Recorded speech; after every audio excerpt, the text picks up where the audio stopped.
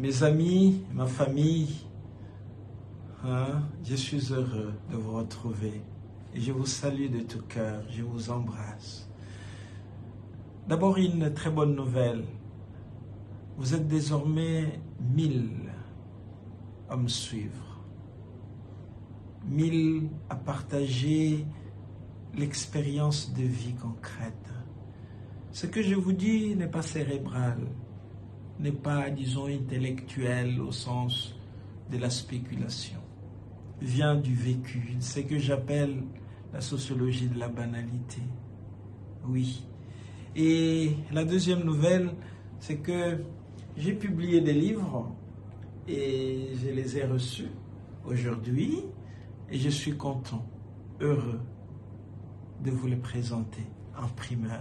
Vous qui avez fait confiance à moi et sur qui je compte pour que notre famille grandisse, pour que l'Afrique dise ce qu'elle a de meilleur au monde, sans complexe, mais dans la rigueur de l'art de raconter. Le premier livre que je vous présente, en fait, c'est Au-delà de la souffrance. Au-delà de la souffrance, c'est quelque chose qui est pour moi une grande œuvre. J'aimerais simplement vous dire, c'est qu'une dame française m'écrit après avoir lu les livres. Elle dit: je viens de terminer la lecture de votre Au-delà de la souffrance. Je n'ai pu le déguster qu'à petite dose, tellement il nous touche au cœur. C'est très fort, très émouvant, très vrai. C'est une leçon de sainteté qui touche par son humanité. La leçon d'une âme de pureté, de simplicité et de clairvoyance. On est à 100 lieues du discours intellectuel, de la démonstration. Tout est senti. C'est la force du vécu qui nous touche. Grand merci pour cette richesse qui va droit au cœur. Le deuxième livre, il est intitulé « Seigneur, purifie mon cœur ». C'est toujours format poche, livre de poche, pour que vous touchiez ces livres avec prudence, avec sorte de dévotion.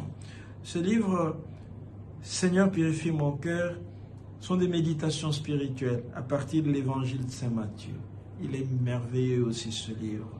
Et le présentateur dit, dans ce livre, fruit de son expérience dans l'accompagnement spirituel, Guylaine Tshikendo-Mata suggère dans la perspective des exercices spirituels de Saint Ignace de Loyola et en se servant utilement de l'évangile de Saint Matthieu, plusieurs sujets de méditation, à l'écoute de Saint Joseph, les silencieux, à l'écoute de Marie, la Mère de Dieu, la fragilité du cœur humain en face de la miséricorde infinie de Dieu.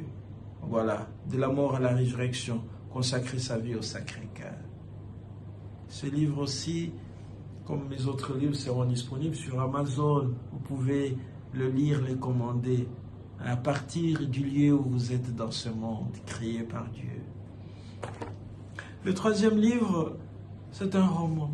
Vous savez, écrire, oui, est passionnant, mais écrire un roman est magique. Écrire un roman est magique. Et ce roman, je l'ai écrit depuis que j'étais étudiant. Et cela remonte à l'année 1993, vous imaginez que j'ai commencé à lire, à écrire ce livre. C'était des moments où j'étais moi-même embarqué dans la découverte du monde.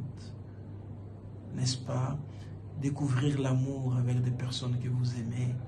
Et puis, voilà, acquérir cet art d'écrire. Oh, ce roman.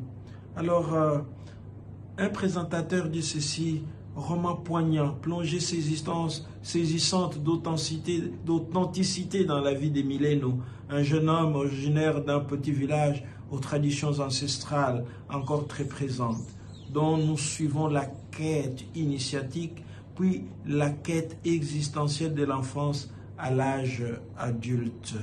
Voilà, je vous présente ces 3 livres, le départ, Seigneur, purifie mon cœur au-delà de la souffrance. Et dans quelques semaines, je vous présenterai d'autres livres que j'écris grâce à vous, grâce à votre amour, grâce à votre affection. Je vous aime. Continuez à me soutenir. Nous parlerons de l'Afrique de manière positive, de manière qui touche le cœur sans le blesser. Merci.